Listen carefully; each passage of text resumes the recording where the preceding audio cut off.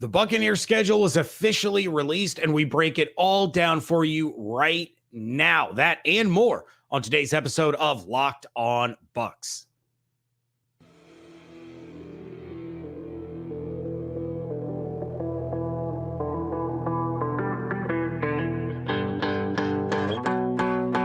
You are Locked On Buccaneers, your daily Tampa Bay Buccaneers podcast, part of the Locked On Podcast Network, your team every day.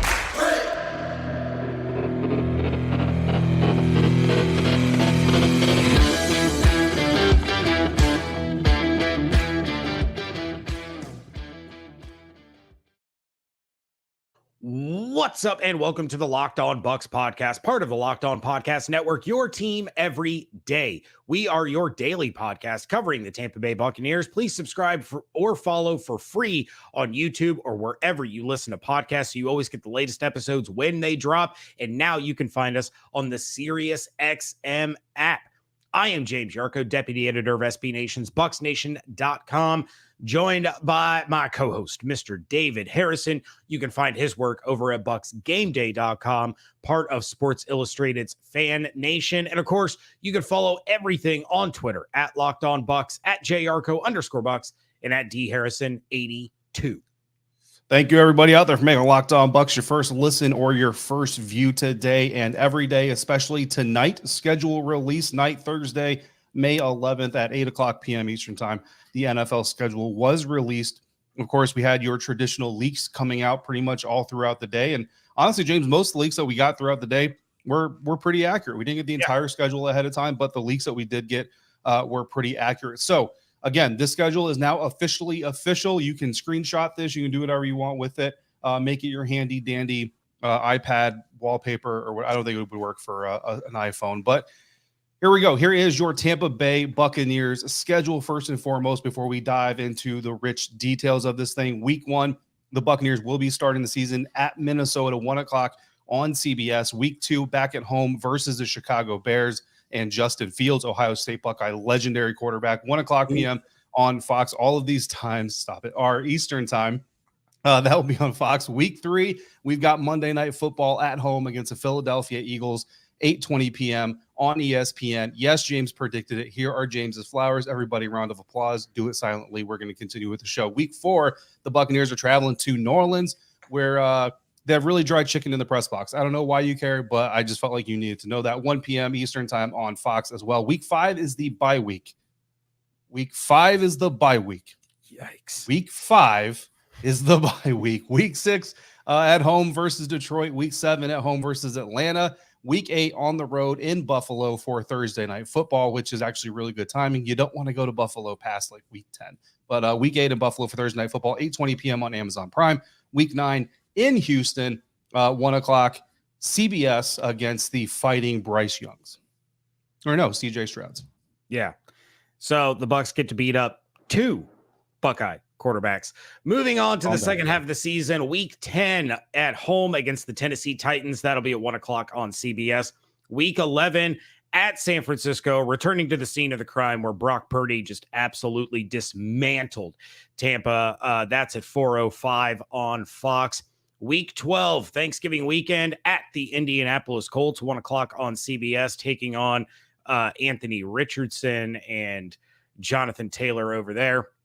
Week 13, their first matchup with the Carolina Panthers. That's at 1 o'clock on CBS. Week 14 at Atlanta, 1 o'clock on CBS. Week 15 at Green Bay. That'll be a 1 o'clock game on Fox in the freezing cold and the snow against the Jordan Loves. Week 16 against the Jacksonville Jaguars back home in sunny Tampa. That's at 4:05 on CBS. Week 17 at home against the New Orleans Saints. That's a 1 o'clock game on Fox. And as David correctly predicted, the final game of the year is at the Carolina Panthers. Time and channel are to be announced because of the crazy flexing that the NFL does. Basically, most teams don't know what time they are playing and what channel it can be viewed on.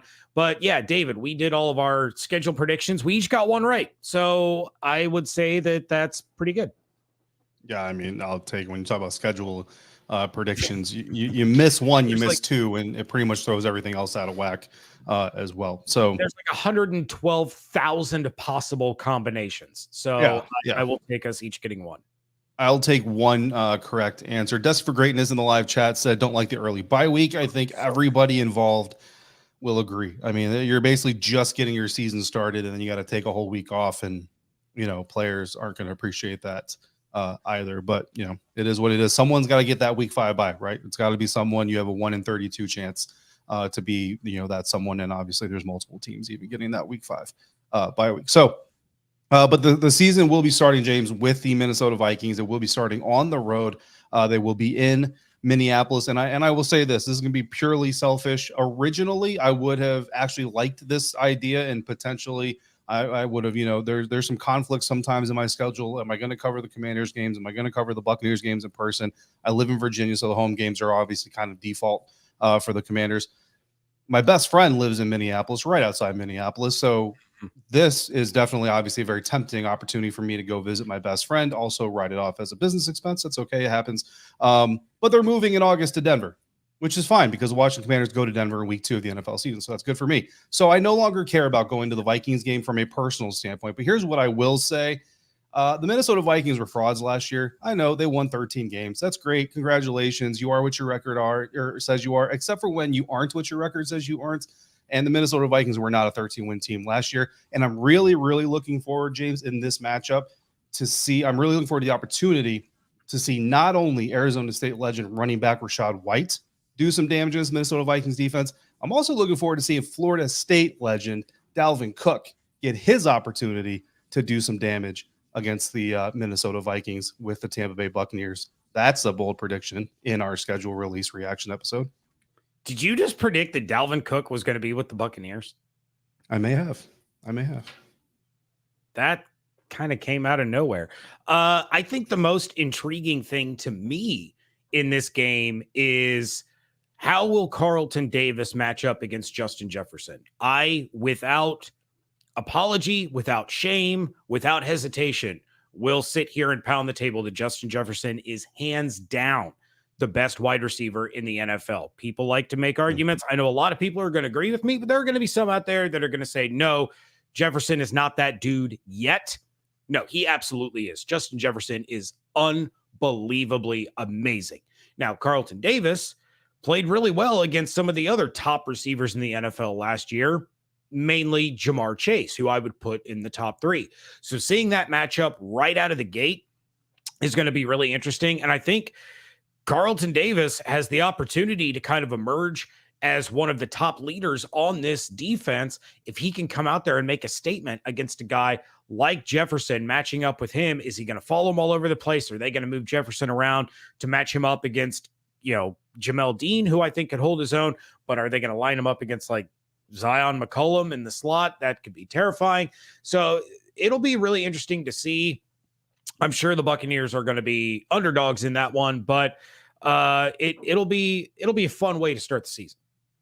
Yeah, no, I mean, it absolutely will be. And look, on the Justin Jefferson thing, you could make the argument for a lot of different players, right? In the net. Well, I wouldn't say a lot, but there's probably about 2 or 3 receivers that you could really make that argument for. But I think Justin Jefferson, look, if he's not number 1 on that list, he's certainly very high up on that list. And James, we've got 2 games, one each, that we think is very, very interesting on this schedule that we're labeling our biggest game of the season on this schedule. And we'll reveal those to each other and to our Locked On Bucs audience coming up next on Locked On Bucs, part of the Locked On Podcast Network, your team every day. Looking for a delicious snack but don't want all the sugar and calories? Then you need the best tasting protein bar ever built. You've got to try this. Built bars are healthy and taste amazing. They taste so amazing that you're not going to think that they're good for you, but they are. They're also covered in 100% real dark chocolate, and they come in unbelievable flavors like churro, peanut butter brownie, and cookies and cream. These bars taste like a candy bar while maintaining amazing macros with only 130 calories, 4 grams of sugar. Excuse me. It's like draft weekend all over again. 4 grams of sugar.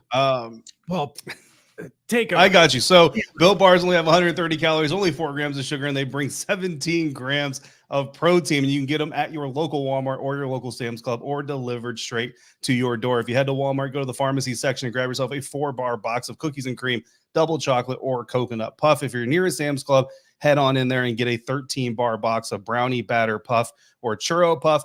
And if you go to built.com, you can also get in on the re-release of chocolate peanut butter and chocolate coconut granola bars. Again, that's Built Bar, built different, built.com. You gotta try this.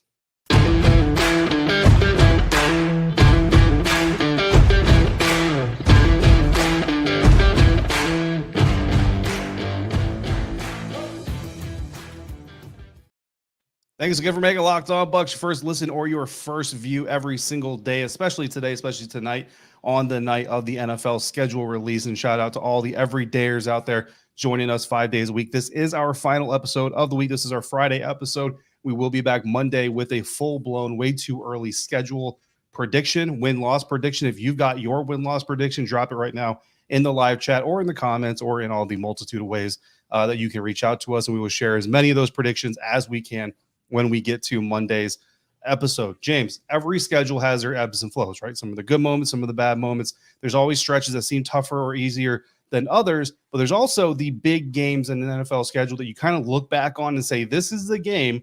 If you had a good season, this was usually it's like a turning point game, right? Or like, this is where they really turned it on. If it's a bad season, that's usually the game where you're like, yeah, this is kind of where you knew it was going to be a rough one. Like when you barely beat the New Orleans Saints on Monday night with Andy Dalton, you kind of knew it was going to be a rough end of the year for the Tampa Bay Buccaneers. So what is your biggest game on this schedule as you see it right now? Ironically enough, it is week 4 at the New Orleans Saints. This is going to be coming off of what is going to be an insanely difficult Monday night football game against the Philadelphia Eagles. So it's already a short week, and it is their first opportunity to see how they stack up against the team that is generally favored among, national writers, the national media, as the favorite to win the NFC South. They got Derek Carr, the big free agent quarterback, and they're trying to re-enter the competitive playoff caliber type of team that they were when Drew Brees was there. So that being like the initial measuring stick of what is expected to be a weak division can really set the tone for how the Buccaneers really do stack up in this NFC South. Yeah, it certainly could. It's certainly going to be kind of a measuring stick game early on in the season, give the team an idea of where they are, where they want to go. I prefer when I look at games, I like the games that are a little bit later in the season, and I'm looking at week 11 against the San Francisco 49ers. You mentioned it earlier in the show, Brock Purdy, what he was able to do against the Tom Brady-led Tampa Bay Buccaneers. And look, like it or not, like this entire season, I feel like you're basically going to hear like pre-Brady, post-Brady comparisons between the two teams, whether we want to do it or not. It's just going to be a part of the narrative throughout the season. And I think that pretty much happens anytime a legendary quarterback leaves your franchise, even if they were only there for a short period of time.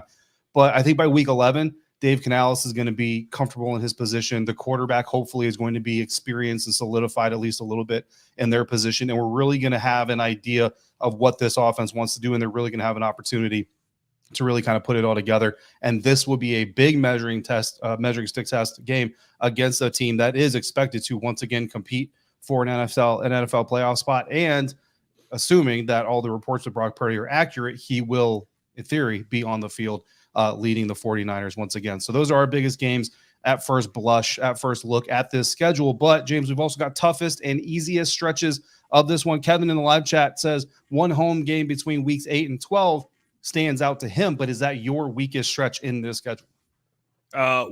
Weakest or toughest? Toughest, I'm sorry. Tough. Actually, it kind of overlaps. And it's funny that he brings up that one home game in that stretch.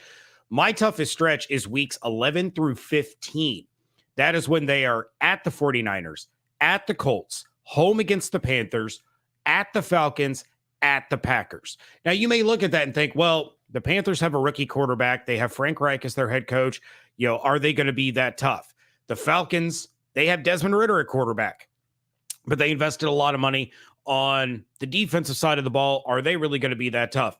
Aaron Rodgers left Green Bay and he took everybody with him to the New York Jets. Is that game really going to be that tough? Look, you are talking about back-to-back road games at San Francisco, at Indianapolis. Then you have back-to-back division games. Then you have to go to Lambeau 8 days before Christmas in the cold and the snow. That is 4 away games in a span of 5 weeks with a home game right smack dab in the middle within the division. That is going to be incredibly difficult. You're already facing one of the best teams in the NFC to start this stretch. Then you have to go, you fly out to San Francisco, you fly back home, then you're flying to Indianapolis on a holiday weekend.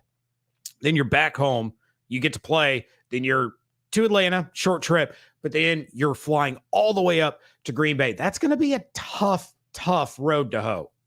Yeah.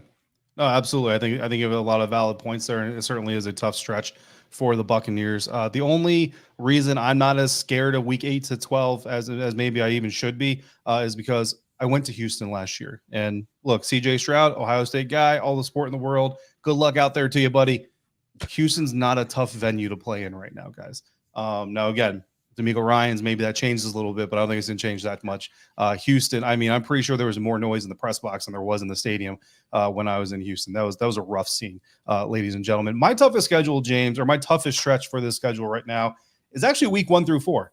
At Minnesota, back home versus the Chicago Bears, at home against the Minnesota Vikings for Monday Night Football against Philadelphia Eagles, and then on the road against New Orleans Saints. Look, the Vikings, as much as I want to kind of poo-poo on their 13-win record, a lot of other people out there think, hey, they are a 13-win team. And if they're correct and I'm wrong, that's a really tough way to start off your schedule, especially on the road. And again, you're talking about Dave Canales, first year as a play caller. Your quarterback only has about 7 total weeks of real work, real execution type work. And I mean, Dave Canales talked about it just this week, which I hope nobody really took as like they're behind the power curve, because they're installing a new playbook. They're creating a new playbook. They're doing all of these things. And Dave Canales is not going to rush to failure, which I think is the right mentality to take in it. But that first week, I mean, you've got preseason, but really that first week, that is your real dress rehearsal, right? At Minnesota, that's going to be a tough matchup, even if they're not a 13-win team like I assert. The Chicago Bears come into Raymond James Stadium. Listen, the Chicago Bears have made a lot of upgrades on their roster.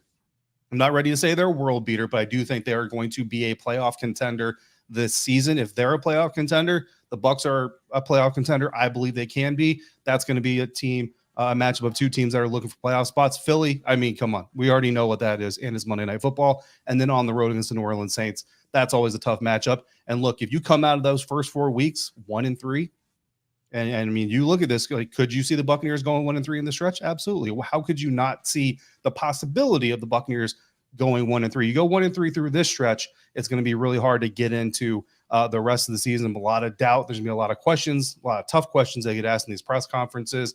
But James, eventually there will be a stretch in this schedule that provides a little bit of relief if you can get through the muck and the mud. When is your easiest stretch in this schedule? Well, my easiest stretch is not nearly as long as the toughest stretch. I just have a back-to-back for the Bucs where they could really figure some things out and kind of get back on track, especially before that tough trip out to San Francisco. And that's weeks 9 and 10 at Houston and against the Tennessee Titans. And you already talked about Houston. Look, rookie head coach, rookie quarterback, not an overly talented team to begin with. They did add some solid pieces. Maybe you're right about CJ Stroud. Maybe I'm right about CJ Stroud. We're probably not going to know after 1 season, but he doesn't have a whole lot of help. So that game doesn't really worry me all that much. And then the Tennessee Titans, they're kind of, what are they? Is Ryan Tannehill going to be the quarterback? Is Will Levis going to be starting by then? And they're figuring out what they have with him.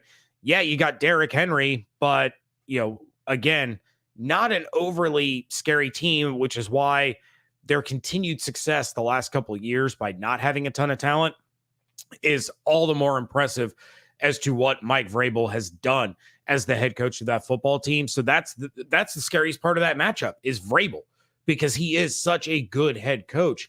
But I think that's a really solid back-to-back for the Bucs. If they're struggling a little bit, they can get some of that confidence back against Houston and the Titans. Yeah, absolutely. Certainly. G Vegas in the live chat dropping some really good observations. If the team goes 1-3 through the first 4 weeks, the early bye will help. That's facts. That's facts right there.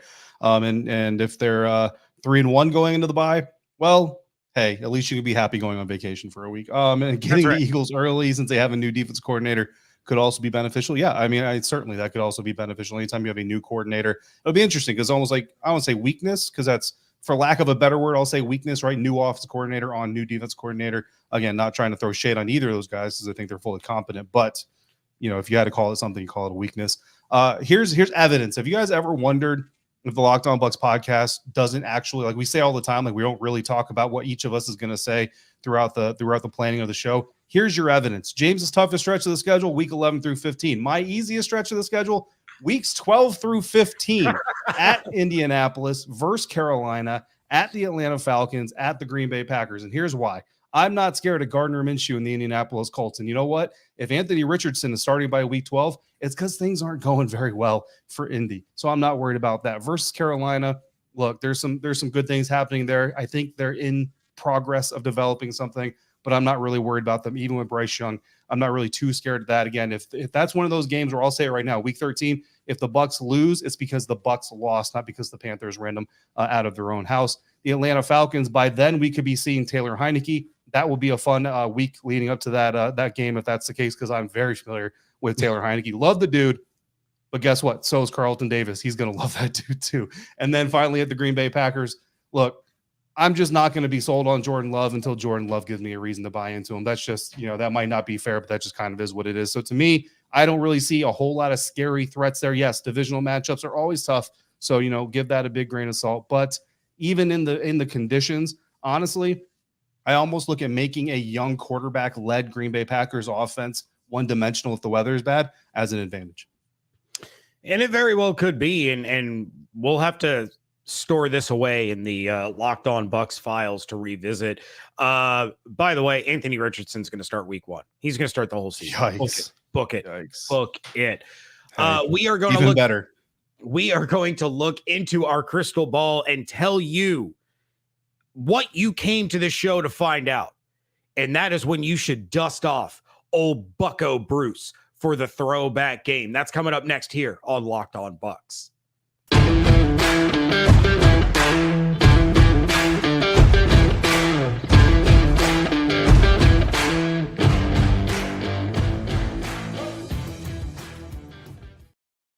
Wrapping things up here on a live edition of the Locked On Bucs podcast, reacting to the Tampa Bay Buccaneers 2023 schedule release. David, the final quarter of a season can make or break a team in the playoff race. And for the Bucs, that final leg of this marathon that is the NFL season is less than desirable. It's not terrible, but it's also not super favorable. And look, the final 4 games of the season at Green Bay, we've already talked about, that trip up there, having to play in those elements. It's a weaker team, but the elements can play a big part. Then they're at home against the defending AFC South champion Jacksonville Jaguars, who I think got even a little bit better. That could be a real tough matchup. Home against the Saints, at the Carolina Panthers. So you end the year on back-to-back division games. If this is a team within striking distance of a potential wild card spot, this could be a real tough stretch. What are your thoughts on the final quarter of the season? Yeah, I mean, I've already kind of said what I said about the Green Bay Packers, right? Week 15, by the time we get to week 13, 14, the narrative can be completely different. In my opinion, Jordan Love can be completely different. That's going to be up to his level of play. Week 16 against the Jacksonville Jaguars, it's hard not to admit and understand that the Jaguars did some good things last year. They showed some good football. They showed some potential. They showed some growth. Still, I say, and I've always said this, James, this, the hardest thing, for a quarterback to do other than having a really good season is having 2 really good seasons, because now the entire NFL is ready for you. So the Trevor Lawrence defenses are going to be ready for him. And not only are defense going to be ready for him this year, but the Jacksonville Jaguars, you're talking towards the end of the season, Todd Bowles and his staff are going to have so much film to watch on this guy. This is one of your more creative defensive coordinators. I expect him to kind of come out and try to do some things to Trevor Lawrence to kind of mess him up. And then, that Saints and Panthers matchup, because the Carolina Panthers, look, they could be out of the playoff race, to be quite honest with you, and they're still going to bring everything they got because this is a young team that is looking like the expectation for this team, honestly, is just going to be grow this year. You've got a new head coach, you got a new staff, you got a new quarterback, you got a lot of new pieces. Your number one weapon from last year is gone. Christian McCaffrey, your true number one weapon, left before the end of last year. You're really starting fresh, and Brian Burns, you just get to hang out and watch it all build around you, and hopefully it's successful for you. So it's really hard to tell, but at the end of the day, that team, it doesn't matter. Like the Bucs could have the NFC South clinched, and the Panthers have, the number 2 overall pick clinched, and they're still going to come out looking to put numbers up on the Buccaneers. So that fight is going to be a real fight, regardless of what's on the line. So it could go either way. Honestly, like by the time we get to the end of the season, I could see everybody counting out the Pack, counting out the Jags, counting out the Panthers. And we could look at these last 4 weeks and say, well, if the Buccaneers have 8 wins going into the final 4 weeks, you should be 10-10. You should have, ties could be in there, but you should be a 10-win team. I'll just put it like that, right? But we could also be looking at this and say, whoa, Jordan Love is that dude. Trevor Lawrence is the guy. Derek Carr suddenly is the better Carr of the 2 Carr brothers. And turns out that Bryce Young should have been the number 1 overall pick for a reason. And if you've only got 8 wins, it's like, well, I don't know. Do we put Kyle Trask in and tank for Caleb Williams now? Is this the time to do that? Or do we try to do it? So really that last 4 game stretch, like it could go a number of different directions, but right now it's not on a scale of like 10 level of scary. I'd give it a 7. That's fair. Which I think is respectable, Yeah, that's absolutely fair. Now, if you have 8 wins, it's far too late to tank for Caleb at that stage. You're not even going to be able to trade. I mean, that's true. You're right. Whoever tank for trading up for Caleb position. If Arizona has that pick, they're going to take Caleb Williams and they're going to kick Call of Duty man to the curb. Also, if Carolina is so far out of it that they have like the number 2 or 3 pick, I don't see them Lovey Smithing their way out of Jackson Smith or out of Marvin Harrison Jr. So yeah, they probably wouldn't fight too hard. They'd get that nice, pretty weapon for Marvin Harrison Jr. in Carolina with CJ Stroud, like that. I mean, from a Buccaneer standpoint, like that's not what you want, but from an Ohio State fan standpoint, that would be interesting. He'd be with Bryce. I like the Baker Mayfield revenge game coming all the way at the end of the year. Like I want, make sure you have a Bucs flag handy so that if he wins, he can plant the Bucs flag in the middle of the Panther. Right in the Panther's eye. But David, there is one thing and one thing alone the Buccaneers fans want to know, and that is when will we see the creamsicle jerseys make their long-awaited return? What game jumps out to you as being primed for the throwbacks? I'm going to tell you exactly when it's coming, and it's coming week 3 against the Philadelphia Eagles, because there's nothing more Buccaneers.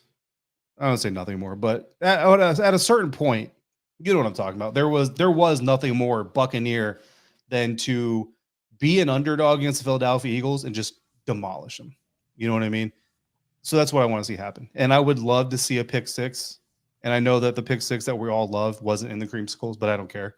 It's it's throwback. So all the throwback stuff counts. I want to see a pick 6 to like secure the game against Philadelphia Eagles. I don't know. It's prime time. It's at home against Super Bowl champs. It just feels like the game that they could choose to roll them out. Plus, I don't know, you could go kind of a couple of ways and say, well, maybe we need to save it for later in the year because maybe there's not a whole lot of excitement. Maybe the creamsicles get some excitement, but honestly, I mean, I don't think the creamsicles alone are going to be enough to pack the stadium. Like fans aren't just going to give up their night at the beach to go to Ray J for creamsicle night. So I think you want to do that a little bit early. Week 3 versus the Eagles in prime time. That feels like a good game for me. I would honestly be shocked if they pulled them out for a primetime game. I really, truly would. Because you also have to think, creamsicle jersey is probably also going to coincide with the Ring of Honor induction.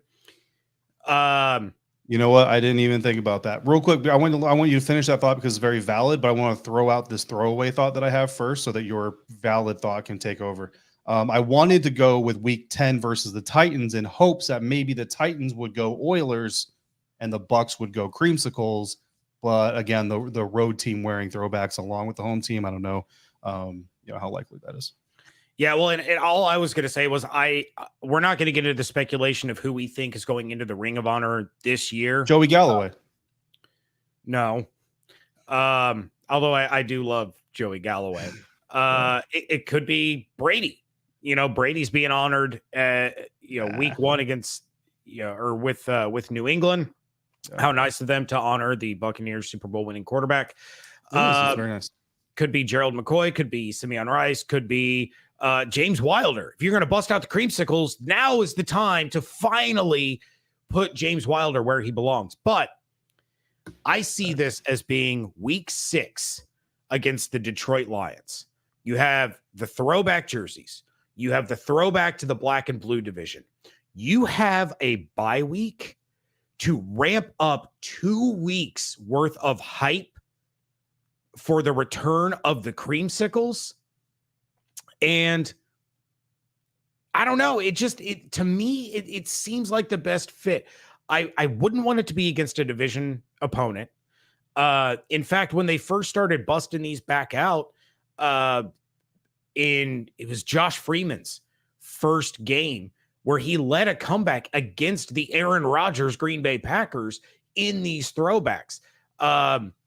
So I think they would try to harken back to the old NFC Central and be able to build it up for a couple of weeks. G Vegas, we're simpatico here. I would definitely go Wilder before Rice, but both guys are deserving of being in the Buccaneers Ring of Honor.